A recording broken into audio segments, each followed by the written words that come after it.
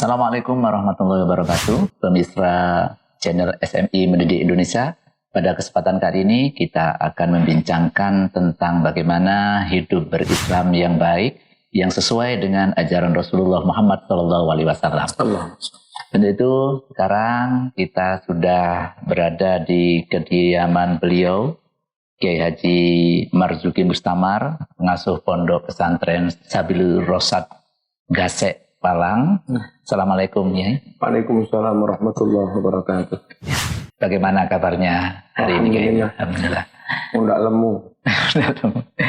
Baik Pak Yai, sebelum kita membincangkan lebih lanjut tentang bagaimana kita berislam yang baik sesuai dengan ajaran Rasulullah Muhammad SAW, ini ada beberapa teman-teman ini dalam menyikapi jenengan ini kok melihat jenengan ini adalah sosok yang bersahaja dan apa adanya gitu loh. Padahal beliau ini jenengan merupakan salah satu pimpinan organisasi terbesar di dunia wilayah Jawa Timur. Mungkin apa prinsip hidup jenengan ini Pak? Pertama, segala sesuatu yang tidak tabii, tidak alami, itu tidak baik. Sikap yang dibuat-buat, moyong-moyong, dan mengekspresikan sesuatu yang bukan karakternya, bukan watak. Iya. Itu kan kepalsuan, kebohongan.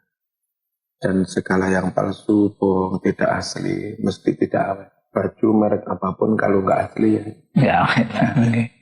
Sikap yang tidak asli itu enggak. Yang asli itu tampil apa adanya, berbaju, berucap, bersikap, berperilaku sesuai dengan hatinya, karakter. Itulah keaslian, itulah ketujuan. Contoh kecil saja, kita sebagai orang Jawa, orang Indonesia, Muslim Indonesia pakai sarung, pakai baju hem, batik, pakai kopiah, itu di sini terbiasa.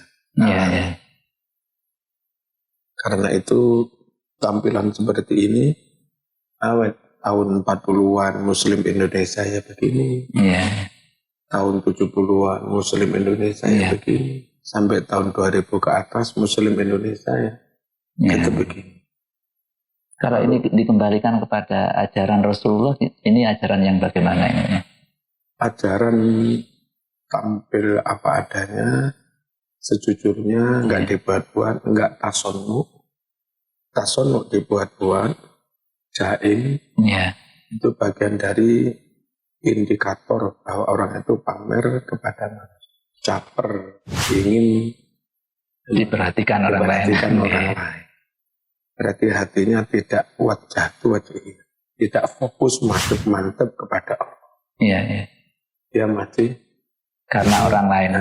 Itu mungkin agak riya. Kalau riya itu bertentangan dengan prinsip ikhlas. Riya bertentangan dengan prinsip tauhid lah. Kemudian dalam menyikapi hidup ini mungkin selain Rasulullah ada enggak sosok yang menjadi panutan jenengan sehingga menjadi inspirasi dalam kehidupan ini? Bahasa saya bukan selain Rasulullah. Rasul dengan ajarannya menginspirasi. Lalu harus kita lalu kita amalkan. Nah, ulama-ulama, guru-guru saya yang beliau waratsatul anbiya, pewaris ilmunya para nabi, pewaris akhlaknya, karakternya para nabi. Itu secara umum juga tampilnya apa ada. Kalau beliau alim banget, dan memang beliau dzurriyyatur Rasul, habaib keturunan Nabi, pantas banget beliau karena alim, akhlaknya baik, wibawa, zuhud, dzurriyyatun Nabi. Lalu bersurga, itu alami, layak. Terus kiai-kiai Jawa pribumi yang sudah puluhan tahun ketika itu belajar di Arab, di Saudi, pulang juga alim bener, haji berkali-kali, lalu ngomong Arab juga fasih banget, lancar, kitab-kitab Arab, mereka juga menguasai. pantas banget beliau-beliau kalaupun tidak berjubah, bersarung, pakai baju takwa, lalu pakai terbang. Dibanding yang habaib minus jubah, itu pantasan alami. Dan kalaupun mereka ngomong Arab, ya memang bisa ngomong Arab. Kemudian kiai-kiai guru kami yang orang Jawa asli, mungkin juga merasa bukan Duriyatul Rasul, bisa baca kitab ini, tapi mungkin haji hanya sekali 2 kali, nggak sering, juga nggak pernah lama-lama di Arab, ngomong Arab juga nggak lancar. Mereka tahu diri, kami bukan diri saya kalau saya tampil seperti orang Arab. Maka guru-guru kami yang kayak begitu, dandanannya ya sederhana, begini, sederhana, pakai kopiah begini.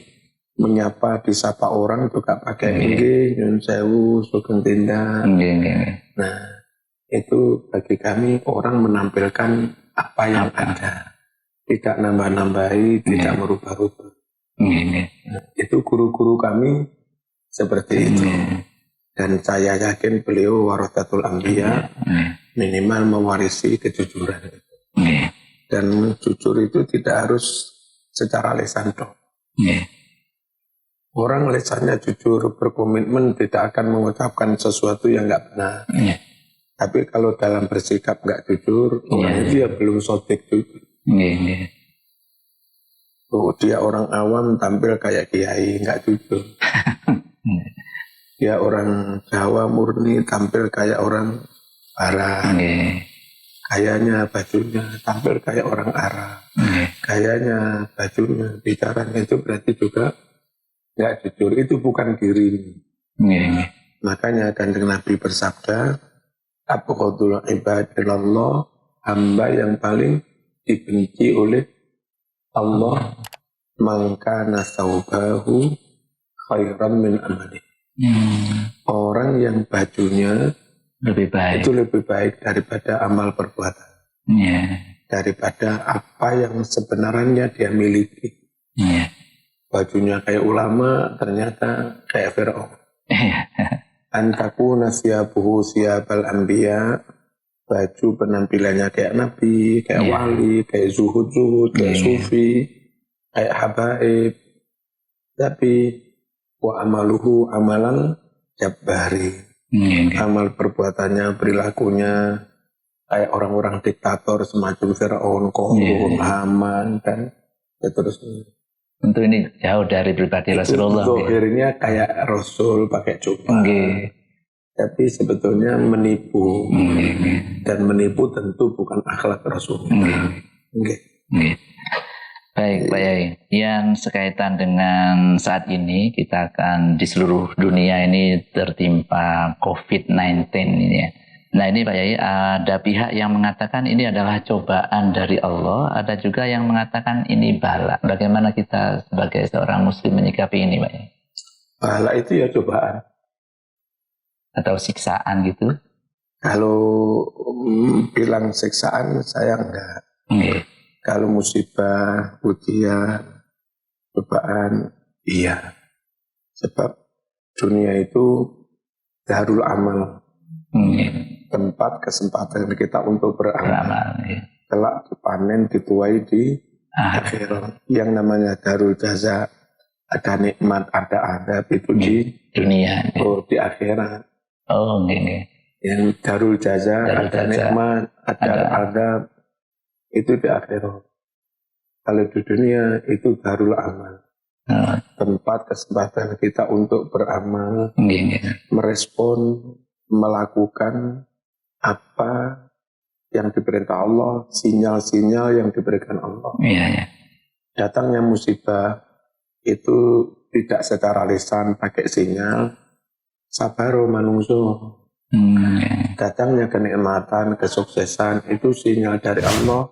Akan Allah memerintah, syukur, kami datangkan kenikmatan, you syukur, Anda lulus.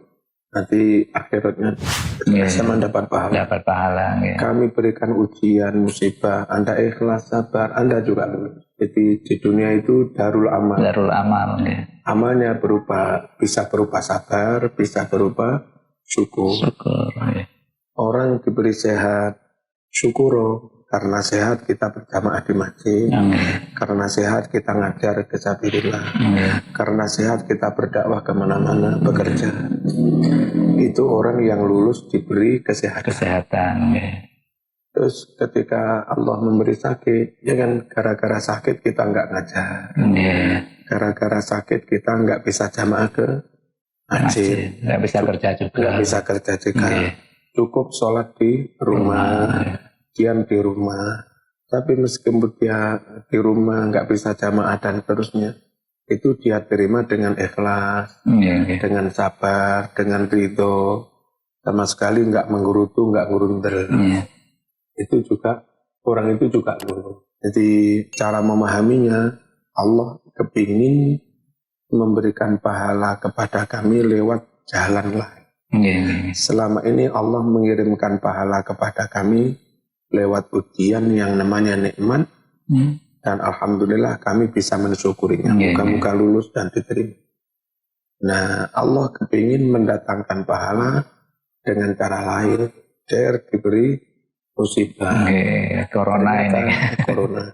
Ternyata yang bersangkutan bisa ikhlas, bisa sabar, bisa ridho. Meskipun dia hanya sholat di rumah, gara-gara sholat di rumah kayak kehilangan 27 yang di masjid. Tapi dengan sabar dan ridhonya, itu apa kata Nabi? Dia yang sehari-hari jamaah di masjid dapat 27. Kali ini meskipun nggak bisa jamaah karena sakit di rumah, dia tetap dicatat 27. Setiap waktu. Makanya iman banget, rugi banget orang yang sudah kena musibah menggerutu lah. Wis gak iso jamaah, gak dapat catatan amal 27. Siapa yang gak ridho, wong di rumah saja dapat 27. Jadi tetap seorang muslim harus tetap berhusnudzon kepada Allah. Jangan mengatakan ini azab. Azab itu di akhir. Azab itu di neraka, itu di akhir. Kenikmatan sejati itu di surga dan itu di akhirat nanti. Kalau di dunia bagaimana kita bisa mensikapi semua itu dengan benar?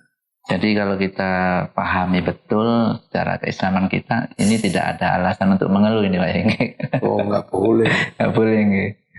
Kayak saya begini, meskipun karena COVID itu sudah nggak bisa pengajian langsung datang kemana-mana.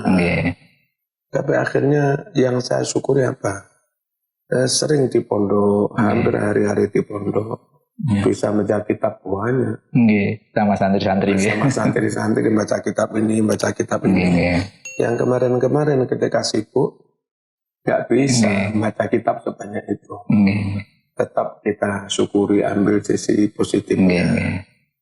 Nah, kemudian kalau kemarin-kemarin medsos itu dibanjiri, didominasi oleh konten-konten kekerasan, radikalisme, wahabisme, dan segala macamnya.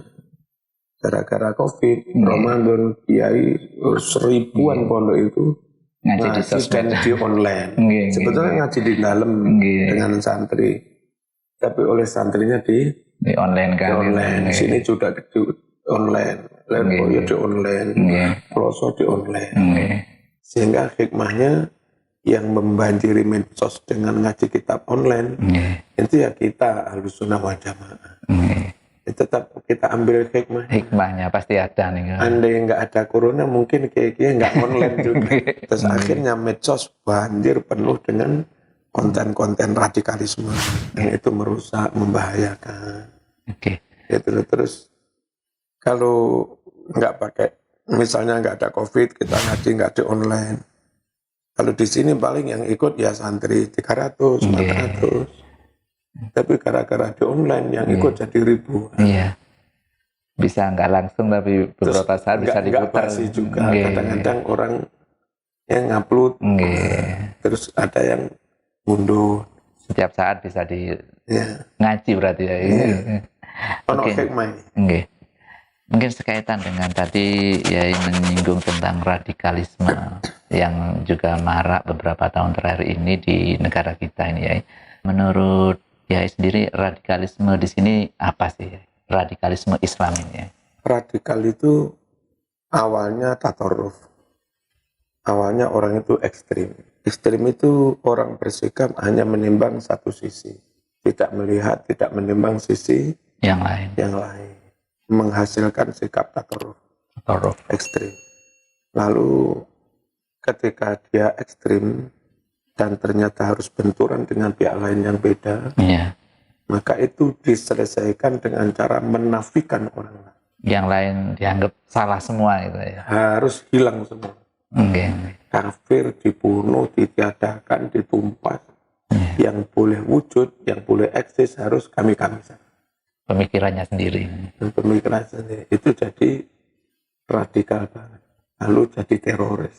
Jadi ekstrim, kemudian radikal, lalu teroris. Tindakannya teroris itu. Dan menghancurkan. Nah, ketika dia mulai melakukan amaliyah, proses harokah pergerakan ingin menafikan yang lain, jangan dikira pihak lain itu diam. Mereka juga bertahan membangun kekuatan. Sehingga keinginan untuk menghabisi orang lain itu nggak bisa bim salah bim. Jadi setahun belum tentu kelompok lain kalah. Nah, mestinya orang itu dalam bersikap itu mesti menimbang berbagai sisi. Seenak apapun minuman sprit, ketika kita akan minum, itu jangan hanya pertimbangkan, oh enak, enaknya saja. ilatku seneng. Zaman harus menimbang, zaman itu punya gula apa enggak? Diabetes. Punya darah tinggi apa enggak? Terus lambung kayak apa? Kan begitu. Kalau setelah menimbang itu semua dengan konsumsi jarang-jarang, belum tentu sebulan sekali, dan hanya satu gelas misalnya, nggak apa-apa. Itu namanya orang yang tidak ekstrim. Seneng apapun, ingin kuat apapun keinginan minum seperti itu, dia akan menahan diri karena menimbang, menjaga aspek yang lain. Nah, tidak boleh orang itu lantas semau gue, ego sektoral yang ditunjukkan, yang ditonjolkan tanpa menimbang aspek yang lain. Wes aku tak wiritan iki Jawa sih. Memang menurut Nabi afdhalul dzikri la ilaha illallah. Tapi kalau itu sing mokol nih, akhirnya subhanallah kamu tinggalkan. La haula wala quwata illa billah kamu tinggalkan. Shalawat kamu tinggalkan. Doa sayyitul istighfar kamu tinggalkan. Rabbil firli wa li walidayya kamu tinggalkan. Hanya ekstrim pada amalan la ilaha illallah. Padahal ini sunnah Rasul. Jadi enggak baik kepingin ngelakoni sunnah Rasul, memperbanyak la ilaha illallah.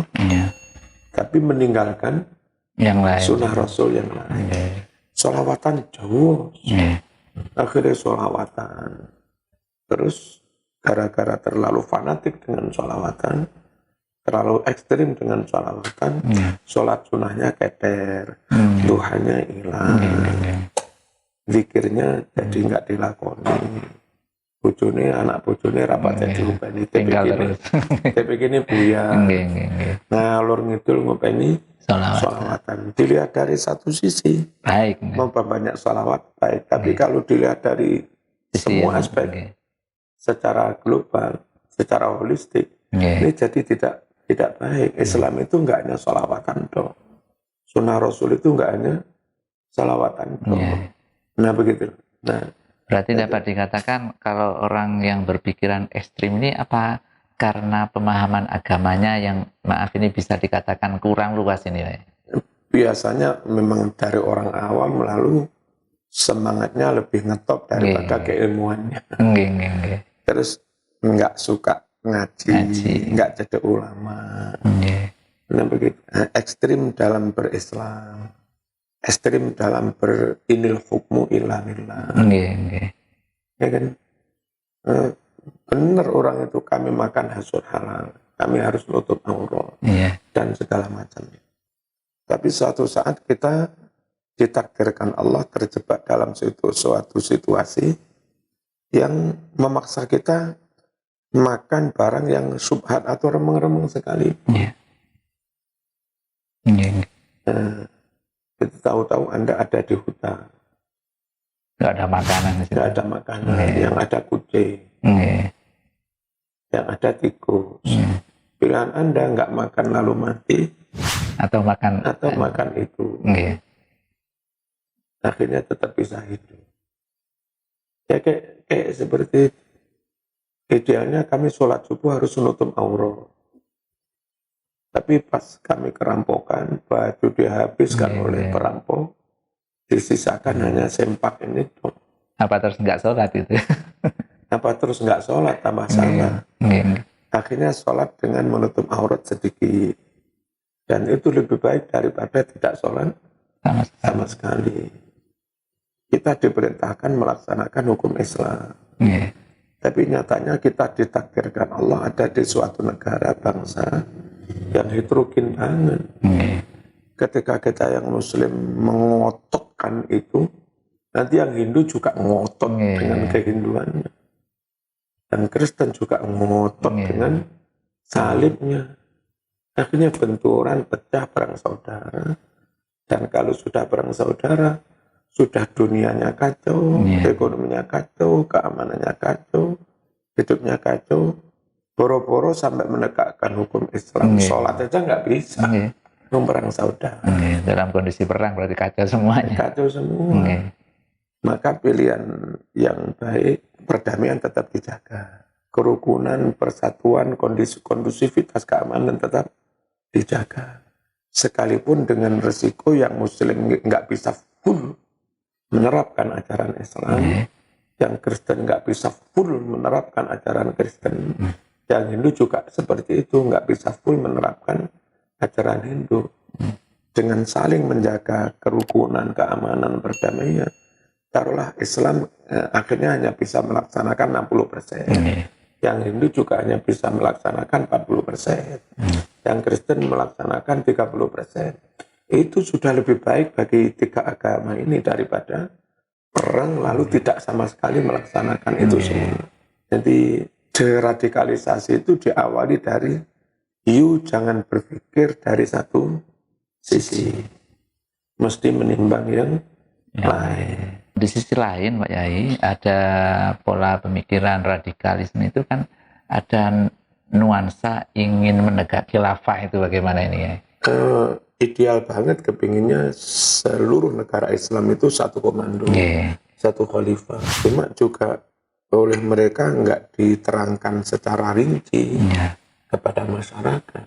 Itu nanti terus negara pusatnya di mana?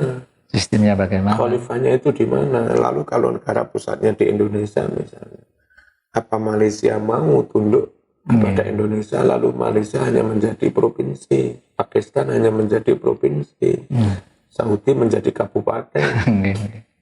Apa mau?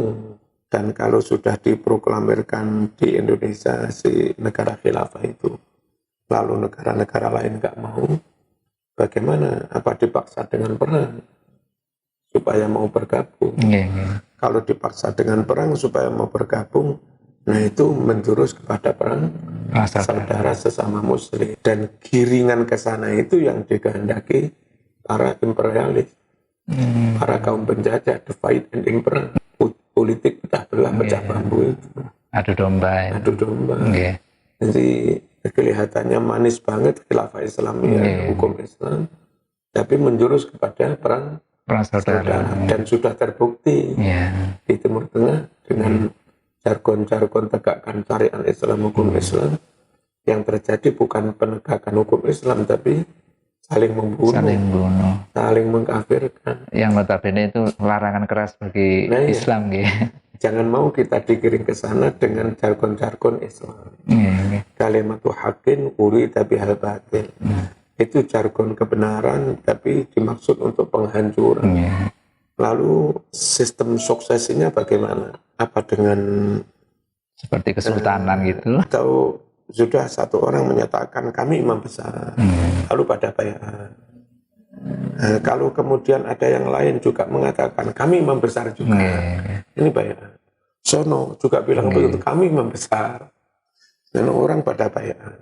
Ini sak Jawa ada 5 imam besar.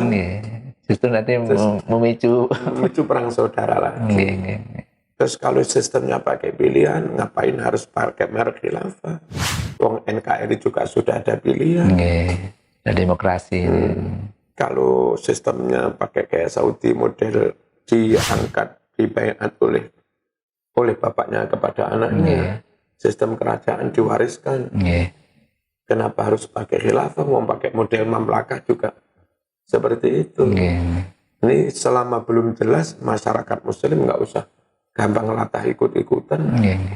Nah, dengan teriak-teriak merek khilafah, dengan membubarkan NKRI, ternyata sistemnya tidak lebih baik daripada NKRI atau sama. Lalu tiba-tiba pada pilihan untuk pemilu apa tidak perang saudara membubrai NKRI, toh yang muncul kedua tidak lebih baik, hanya ganti merek. Terus nanti kebijakan menyangkut heterogenitas. Apakah sistem khilafah itu akan mengangkat gubernur atau bupati muslim di Bali atas nama khilafah, gubernur bupati muslim di Papua atas nama khilafah? Apa enggak memancing perang saudara? Dan kalau perang saudara, mesti Bali, Papua enggak tinggal diam, mengundang Amerika, mengundang mana-mana, mengundang India sama Hindunya. Ya. Berarti memang konsep tersebut di samping tidak matang yang memang ditawarkan, memang untuk di Indonesia sulit. Pokoknya belum jelas, harus jelas hak dan kewajiban rakyat dan pejabat, kewenangan pejabat sejauh mana. Terus menyangkut pembagian kekuasaan, bupati kekuasaannya seberapa menurut khilafah, yang mengangkat memberhentikan Pak Camat itu siapa, lurah itu siapa, kan belum jelas semua. Lalu kepada kelompok sesama muslim yang kebetulan bukan HTI, ada NU, ada Muhammadiyah, itu langsung dipecat apa dibiarkan. Kalau ada lurah Kristen langsung dipecat, ada pilot dipertahankan. Kalau langsung dipecat yang tidak HTI, geger, perang saudara. Kalau yang selain HTI dibiarkan monggo-monggo, terus apa bedanya dengan NKRI yang sekarang ini, yang juga terbuka pada paham lain?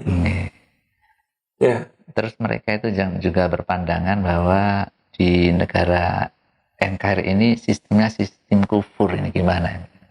Karena katanya tidak sesuai dengan ajaran Islam. Terus yang sistem Islam itu yang kayak apa? Saya nanya kepada mereka, cara mereka mengangkat sultan bagaimana? Yang Islami menurut mereka. Cara mereka mengangkat camat bagaimana? Cara mereka merekrut PNS bagaimana? Cara mereka mengangkat kepala sekolah, kepala dinas bagaimana? Paham mereka tentang hak sipil, orang ini dicabut KTP-nya, orang ini dan segala macamnya. Itu sudah detail semua apa? Belum. Kalau ini dikafirkan, sementara yang Islami yang mana? Ya nantilah nanti. Terus enggak karu-karuan. Sementara yang didengung-dengungkan hanya khilafah gitu aja. Khilafah. Oke lah, taruhlah itu Islami. Terus kalau cara sampean itu tadi ngangkat Pak Lurah nanti begini-begini, apa bedanya dengan di zaman Orde Baru atau Belanda? Kalau Lurah harus pakai pilihan, apa bedanya dengan di zaman NKRI? Nanti bupati diangkat DPR, apa bedanya dengan Orde Baru? Bupati pilihan langsung, apa bedanya dengan Orde Reformasi? Intinya belum jelas gitu ya. Terus kenapa yang begitu dicap Islami, yang begini dicap kufur? Toh nggak beda. Berarti pemahaman ini, Pak ya. Nah, sekarang ini sekaitan dengan tahun baru Hijriah ini, Pak. Kadang orang itu juga membanding-bandingkan, kenapa kita kalau tahun baru Masehi dirayakan begitu meriah, kalau tahun baru Islam kok tidak? Sehingga ini kadang dijadikan senjata untuk menghantam pemimpin-pemimpin kita. Lalu sebenarnya dalam menyikapi tahun baru Islam ini sebagai seorang muslim itu bagaimana? Kalau saya lebih menyebut itu tahun Syamsiah, ini tahun Komariah. Dan dua-duanya dipakai dalam Islam. Syamsiah yang bertumpu pada peredaran matahari, Komariah yang bertumpu pada peredaran rembulan. Dua-duanya Quran. Allah ciptakan matahari rembulan di ta'lamu adada sinin wal hisab. Agar kamu bisa tahu hitungan hisab, baik yang syamsiahnya maupun Komariahnya. Jadi nggak usah lah lalu ada dualisme tahun, dikotomi. Ini tahun Islam, ini tahun kafir. Dua-duanya direkomendasikan dalam Quran. Ya. Lalu kalaupun dinisbatkan pada Nabi, ini Masehi, Nabi Isa al-Masih. Dan nggak ada keterangan tegas bahwasanya menghitung tahun Masehi merujuk pada Isa al-Masih itu dimansuh misalnya, sudah dilarang. Kalau itu dalam rangka menghormati nabinya, yang ini menghormati Nabi Muhammad, apa salahnya menghormati Nabi Isa? Yang penting bagaimana pintar-pintarnya umat Islam menjauhkan dari kesan itu seakan-akan miliknya Kristen. Kalau itu dirayakan kemudian diklaim atau rasanya kayak ikut mensiarkan syiar Kristen. Tapi nyatanya itu yang di masyarakat Pak ya. Sampaikan saja kepada orang awam bahwa ini enggak terkait dengan Natal. Jadi tanggal Masehi juga monggo, tanggal Komariah juga monggo. Terus dalam memperingati tahun baru Hijriah ini, kalau amal-amal ibadah syariat biasanya pakai hitungan Komariah, Hijriah nih itu. Kapan mulutan pakai Hijriah, kapan bla bla bla bla juga pakai Hijriah. Di Quran dua-duanya diakomodir. Salah sami'atin sinin wazdatu tis'ah. Ashabul Kahfi itu tidur di dalam gua 300 tahun. Dan mereka menambah 9. 300 tahun kalau dihitung Syamsiah Masehi pas 300 tahun. 300 tahun Masehi itu kalau dihitung Komariah Hijriah 309 tahun. Wazdatu tis'ah. Jadi berapa tahun Ashabul Kahfi tidur? Bisa dijawab 300 tahun. Bisa dijawab 309 tahun. Dua-duanya Quran. Berarti hakikatnya antara kalau kita sekarang ini ngomong Masehi sama Hijriah, sebenarnya semuanya Qurani juga nih. Nah ya, sekarang orang Kristen yang ada di Saudi, karena dia hari-hari terbiasa dengan almanak tanggalan Saudi, maka mereka ya ngikut juga. Pakai hitungan Hijriah. Mungkin mereka sudah lupa dengan tahun Masehinya. Tentu ketika mereka menghitung Hijriah, tidak berniat kami mengamalkan ajaran Islam. Yang memang tradisi yang berlaku di negara mereka itu pakai Komariah di Saudi, meskipun mereka Kristen. Begitu pula ketika kita di Indonesia, di Eropa, negara kita pakai hitungan Masehi. Dan ketika pakai itu nggak ada niat kita ikut agama Masehi, Kristen, atau menafikan agama kita. Enggak. Ojo gampang salah. Tapi gampang kagetan itu juga. Gampang kagetan. Salah. Ya kan? Mungkin ini yang terakhir Pak Yai di tahun baru Hijriah 1442 ini. Mungkin pesan apa yang jenengan akan sampaikan kepada pemirsa sekaitan dengan sikap keberagaman kita di Indonesia ini khususnya? Karena kebetulan mepet-mepet dengan 17-an. Ya kan? Nabi dulu hijrah menuju Madinah, akhirnya juga mendapati masyarakat yang heterogen banget. Kita sekarang bermuharraman mepet-mepet dengan Agustusan yang mengingatkan Bhinneka Tunggal Ika, keragaman, heterogenitas. Ternyata Nabi mendirikan negara Madinah, memimpin negara Madinah dengan tidak menafikan heterogenitas itu. Tetap akomodir yang lain. Ada Yahudi, ada Sobiin, ada Majusi, ada Kristen, ada yang syirik, musyrik. Udahlah, pokoknya ayo rukun dalam satu negara. Semangat hijrah, semangat menjaga persatuan meskipun beda. Beda tapi bersatu itu lebih baik daripada podo tapi tukaran. Apalagi wis beda tukaran. Tambah elek bisa. Nah kalau Nabi bisa, kenapa kita tidak bisa? Wong itu uswah kita. Memang kalau bisa seperti yang dilakukan Nabi, tetap berdakwah agar sama. Akan lebih nikmat kalau sak negara itu sama, muslim semua, ahlus sunnah semua. Tapi ketika itu tidak bisa dan orang memang mempertahankan keyakinannya masing-masing, beda tapi rukun masih lebih baik daripada beda terus tengkar. Jadi semangat memperingati tahun baru Hijriah, semangat Islam itu tetap dibarengi dengan semangat menjaga persatuan. Kalau terlalu semangat Islamnya timpang menjaga persatuan sampai timbul gejolak. Itu bukan semangat hijrah yang dicontohkan, bukan semangat negara Madinah yang dicontohkan, tapi terlalu menjaga persatuan, keragaman, kerukunan, nasionalisme, dan nyun sewu lupa misi dakwahnya. Nasionalisme murni lupa misi dakwahnya. Itu juga nyun sewu ekstrim dari sisi nasionalisme. Radikal dari sisi nasionalisme, melawan radikalisme dari sisi agama. Dan sebetulnya bisa berislam, tetap kubul waton dan tetap berislam. Berislam ketika negara ini dirawat, maka lancar TPQ, lancar diniyah, lancar pendidikan, lancar majelis taklim, lancar dakwah. Merawat persatuan kubul waton ini ketika tetap berislam, maka menjadi bermakna kita hidup berbangsa bernegara. Bayangkan andai negara ini makmur bersatu, kau nak sholat, kau nak wirid, terus kaya pemakmur ini. Ini dua-duanya saling melengkapi kan. Dakwah ini jalan dengan negara aman. Negara setelah aman makmur harus diisi dengan dakwah. Dan dakwah tetap memperhatikan aspek lain. Karena kalau nggak menjaga aspek lain, benturan nggak jadi dakwah. Dan sudah banyak contohnya ini. Terima kasih atas waktunya. Baik pemirsa channel Sabilah Mendidik Indonesia, demikian tadi bincang kita dengan Kiai Haji Marzuki Mustamar.